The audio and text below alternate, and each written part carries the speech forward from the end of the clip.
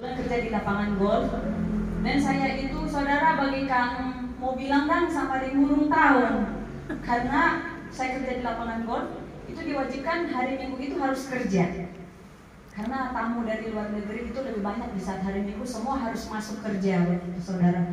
Tapi pada saat itu saya kenal suami saya ini, sebelumnya itu ya memang betul saya belum tahu, mungkin ke gereja itu cuma hari Natal, itu juga harus izin dulu, karena kalau di Batam tidak ada ibadah malam waktu itu yang terdekat, mungkin di yang tempat agak jauh mungkin ada. Kenal suami saya, pertama dia bawa saya ke gereja, pas di waktu itu gerejanya GPIB. Pertama saya dibawa di situ, saya menginjakkan kaki di muka gereja itu, hati saya gemeteran sekali, ada rasa ketakutan di hati saya, karena memang saya tidak pernah ke gereja, karena waktu itu mungkin marah sama Tuhan waktu itu, karena saya berhenti kuliah waktu itu karena orang tua saya sakit. Saya berpikir kalau saya melanjutkan kuliah saya, adik saya masih ada 2 orang lagi yang harus saya tanggung, papa saya sakit. Jadi terpaksa saya mengalah, saya kerja di lapangan golf, karena di pikiran saya kalau saya kerja di perusahaan gajinya sekali sebulan, untuk biaya makan adik saya di kos waktu itu mungkin kalau mau tunggu sekali sebulan susah gitu. Jadi saya pilih kerja di lapangan golf itu, satu karena saya pengen belajar bahasa Inggris secara langsung, karena boleh langsung interaksi begitu saudara. Terus yang kedua, karena di lapangan golf itu setiap kita bawa tamu perharinya kita dapat tips setidaknya 200.000 sekali bawa tamu. Jadi saya boleh kumpul itu per minggu untuk kirim di adik saya dengan orang tua saya. Karena kebetulan waktu itu papa sakit, terus disuruh pindah di kampung halaman karena serupingan, jadi butuh tempat yang damai begitu saudara.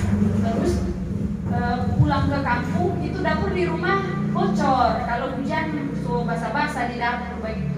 Jadi saya dengan kakak saya itu mau bilang kerja keras, kerja di lapangan golf, karena kalau mau bilang beda gaji dari perusahaan, beda lagi uang yang dapat dari lapangan begitu. Jadi boleh kerja untuk memperbaiki rumahnya orang tua di kampung, dan puji Tuhan sampai saat ini papa dan mama di kampung semuanya tidak kepanasan, semuanya tidak kehujanan.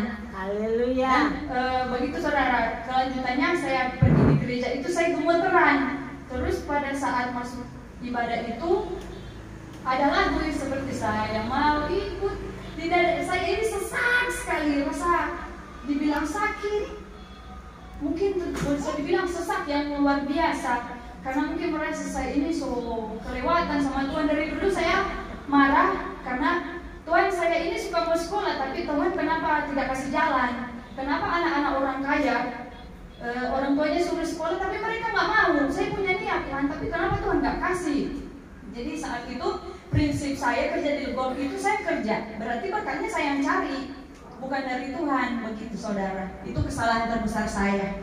Begitu ketemu suami saya mulai merasakan itu, tiap minggu dia bawa saya ibadah waktu itu di GPIB di Batam.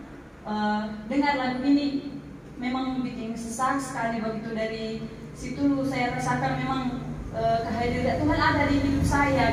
Dari itu sampai saat ini saya sudah bertekad dalam hati, pokoknya saya harus hidup di dalam Tuhan. Amin. Amin. Lagu ini memang setiap dengar lagu ini memang selalu ada rasa sedih di hati dan begitu, karena mungkin saya ini masih kurang baik untuk Tuhan begitu saudara. Tapi saya percaya kedepannya saya akan lebih baik lagi dengan tuntunan Tuhan begitu. Amin. Sekian kesaksian dari saya pribadi, dan terima kasih buat Bapak sudah memberikan kesaksian untuk kami semua yang ada di sini.